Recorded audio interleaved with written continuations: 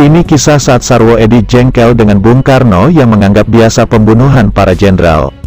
Sarwo Edi Wibowo, saat peristiwa berdarah penculikan dan pembunuhan 6 jenderal terjadi sedang memegang posisi penting sebagai Komandan Resimen Para Komando Angkatan Darat, RPKAD.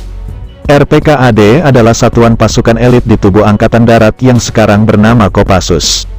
Pasukan RPKAD pula yang diandalkan Maijen Soeharto, Pangkostrat saat itu untuk memberangus dan menumpas kelompok G30 SPKI. Kelompok yang jadi pelaku penculikan dan pembunuhan para jenderal pimpinan teras Angkatan Darat. Ada sebuah cerita menarik tentang Sarwo Edi Wibowo di masa genting pasca penculikan dan pembunuhan para jenderal yang ditulis Profesor Salim Said.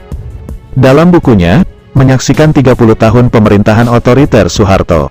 Menurut Salim, ketika itu Sarwo Edi yang masih berpangkat kolonel, sedang ada di Pangkalan Halim Perdana Kusuma. Usai memimpin pasukan Baret Merah menduduki dan menguasai pangkalan udara tersebut. Seperti diketahui oleh Pangkostrat Maijen Soeharto, RPKAD di bawah pimpinan Sarwo Edi Wibowo diperintahkan menguasai Pangkalan Halim yang dicurigai jadi basis kelompok Gerakan 30 September.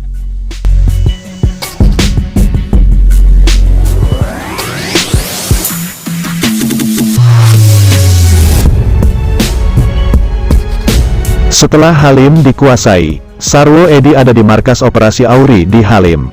Di markas operasi Halim juga ada Laksamana Muda Udara Sri Mulyono Herlambang yang berperan penting mencegah pertempuran antara RPKAD dengan pasukan gerak cepat yang menjaga Halim.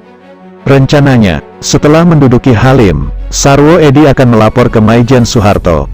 Tapi, Laksamana Muda Udara Herlambang mengatakan bahwa Jenderal Soeharto ada di Istana Bogor karena dipanggil Presiden Soekarno. Laksamana Udara Herlambang pun menawari Sarwo Edi untuk ikut bersamanya ke Istana Bogor. Maka Sarwo dengan pengawalan Mayor Gunawan Wibisono, asisten operasi RPKAD, ikut terbang bersama Sri Mulyono Herlambang. Ternyata, ketika tiba di Istana Bogor, Maijen Soeharto masih dalam perjalanan. Menurut Salim, di Istana Bogor, Sarwo Edi sempat bertemu Soekarno. Sarwo sempat jumpa Soekarno yang berpakaian dalam dan tidak pakai kopiah, kata Salim dalam bukunya. Masih menurut Salim dalam bukunya, Komandan RPKAD yang memang tidak pernah melihat Soekarno dari dekat, tidak segera mengenal Bung Karno. Kata Salim, Sarwo Edi pernah menceritakan padanya momen saat Komandan RPKAD itu bertemu Bung Karno di Istana Bogor. Pada awal Oktober tahun 1965 pasca penculikan dan pembunuhan para jenderal Angkatan Darat. Kepada Salim Said, Sarwo Edi mengaku dongkol dan jengkel pada Bung Karno yang menganggap penculikan dan pembunuhan para jenderal itu adalah peristiwa biasa. Kepada saya, Sarwo menceritakan kedongkolannya kepada orang tua yang memandang terbunuhnya Yani sebagai hal biasa dalam revolusi, kata Salim Said dalam bukunya. Orang tua yang dimaksud Salim adalah Bung Karno.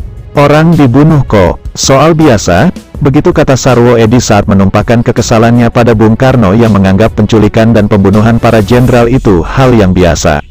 Sejarah pun mencatat, karir Sarwo Edi di era Soeharto berkuasa meredup. Bahkan, Komandan RPKAD legendaris itu terkesan disingkirkan oleh Soeharto.